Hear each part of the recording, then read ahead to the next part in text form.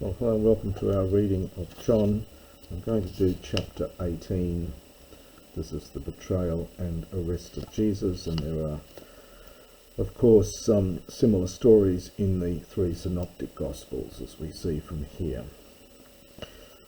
Tau to Apron, Jesus having said these things, exhaled, and he went out with his disciples, Peran, beyond or on the other side of the Kermaru to Kedron. So this could be the valley, I think it's generally translated valley of Kedron. It's originally a river that dries up during the winter, hence that Chaim root in here. So I think the valley of Kedron, where there was Kerpos, a garden, into which he himself and his disciples entered. Ade, past tense from oida, and Judas, the one betraying him, also knew the place. Hoti, because Polakis, many times, often, Jesus, sun eikthe, had been gathered eke there. This is the aorist passive from sun ago, to gather. So Jesus had been gathered there with his disciples. Judas then, having taken the sparer, well, this is a cohort perhaps of soldiers, and huperetas, we've had that word before it, often translated as just servants.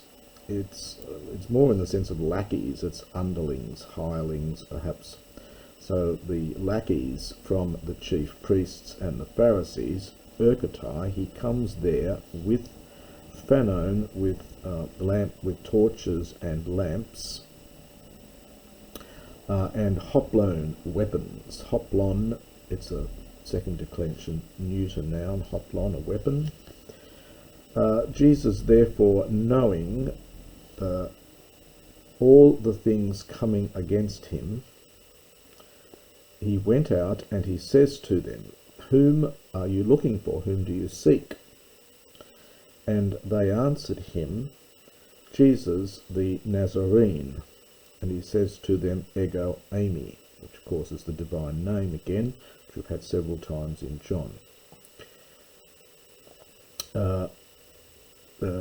Judas, also the one betraying him, stood, hestake, this is the past tense of that perfect from histemi, so hesteka, I stand, is the perfect in form, it's present in meaning. This is the past tense of that. It's technically a pluperfect, but it's just the past tense of that stand verb. Judas, the one betraying him, stood with them.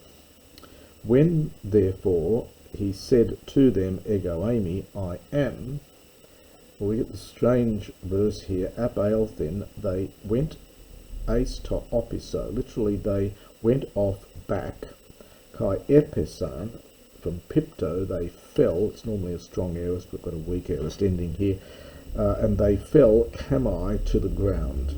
We've had that one word before, that iota is an old locative ending, this is a fossilized form, they fell to the ground. And again they asked him, so again then they asked him, he asked them, "Whom do you seek?" And they said, "Jesus the Nazarene." And Jesus answered, "I said to you that, ego eimi, that I am. If therefore you are looking for me, af ete, this is from af hiemi, this is the imperative, release these ones, that is the disciples, who again, it's an epexegetic infinitive so that they can go to depart. So often translated, allow these ones to depart. You can do that, or release these ones to depart. So aphiemi's got a range of meanings. So it could be just allow, or generally it's to let go, to send off, in order that the word might be fulfilled. This is aorist passive subjunctive here from play ro'o. The word which said, hoti recitative, those whom you have given, perfect from didomi, you have given to me, I did not lose, that's apolumi, this is the aorist, I did not lose, literally none from them, so I did not lose any of them, double negatives again. Simon Peter, therefore, having a makairan, and a makaira is like a dagger, hail kusen alternate, hel kuo is to drag, can mean to draw, so so having this dagger, he drew it out, kai epaisen, and he struck from paizo, and he struck the servant of, or it's the slave here, the servant of the chief priest, kai apokopsen from apokopto, and he cut off the otarion, the ear, and his todexion, his right ear. Otarion's a diminutive from the normal word us otos for ear, but late Greek likes these diminutives, so cut off his ear. And the name for the servant was Malchus, which is a Jewish name, of course. Apen un, Jesus then said to Peter, Bale, cast your dagger into the thakane. Now, thake is a very vague word. It can be used of a barn on a farm. Here it just means the scabbard or the thing that contains it. So put, it's bale, aorist imperative from bala, literally cast, but just put your dagger into its sheath. And a question, so the cup which the Father has given to me, in no way shall I drink it. So shall I not drink the cup which the Father has given to me? Pio is the aorist subjunctive first person from singular from pino, to drink.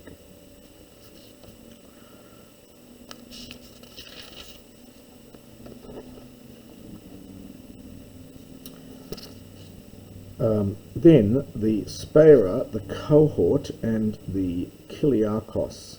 This is a Greek word, literally the ruler of 1,000. So it becomes the word, I think it's in Latin, it's the tribune. So therefore the cohort and the tribune and the lackeys or the servants of the Jews, sun elabon from sul lambano, which has that special, sul lambano means to arrest, is one of the meanings of it from classical Greek. So they arrested Jesus and they bound him from deo, and they led him to, firstly, to Hanas. Often in translations they don't put the H in front, they just say Anas, but it is technically Hana, or Hanas, for he was Pentheros, the son-in-law, the father-in-law of Caiaphas. Penthera is the mother-in-law, Pentheros is the father-in-law of Caiaphas, who was Archierus, chief priest of that year. Caiaphas was the one who gave counsel together with the Jews that sum fere impersonal, it is expedient for, and it takes accusative and infinitive, it is expedient for one man, apothenein, to die on behalf of the people. So it's that impersonal use of sum fere, it's idiomatic, it is expedient for, and it takes an accusative and infinitive.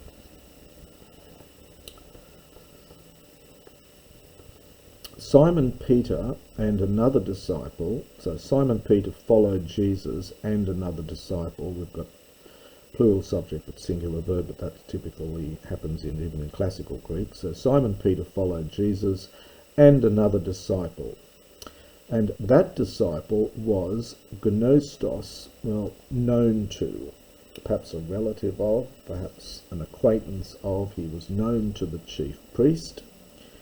And he went in with, that's sun, ace, plus the aelthon from erchomai. So you get double two lots of compounds here. He went in and sun with takes a dative Jesus. It's dative because of the sun. So he went in with Jesus into the aulain, the courtyard of the chief priest.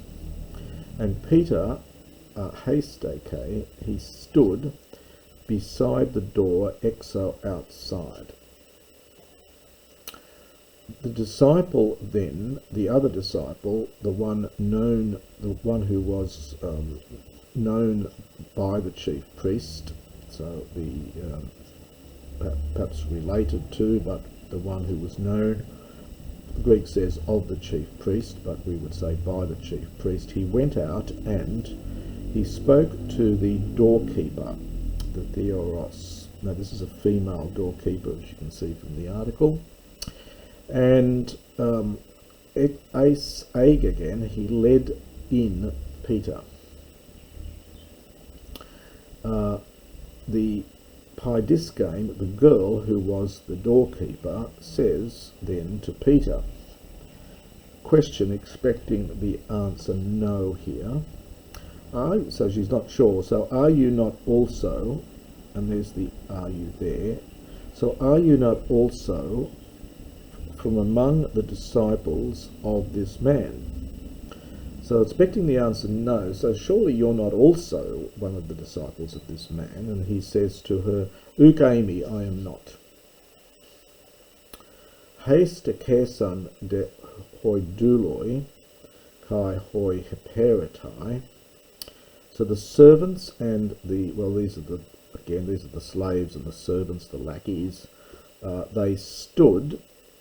This is the perfect from that. It's actually pluperfect in form, but it's the past tense of that verb to stand. So the slaves and servants stood. Pepoi erkotes, this is perfect participle from poio, having made an anthrakian. This is a charcoal, we get our word anthrax and so on from this, a charcoal fire. Hoti because psukos ain, it was cold. And now this is from thermino, and it's in the middle, so it's to warm oneself. So thermino is to warm something up, therminomai is to warm yourself up, so they were warming themselves. And Peter was also with them, standing there, kai, therminominos, warming himself. And I'll continue the second part of this chapter in the next video.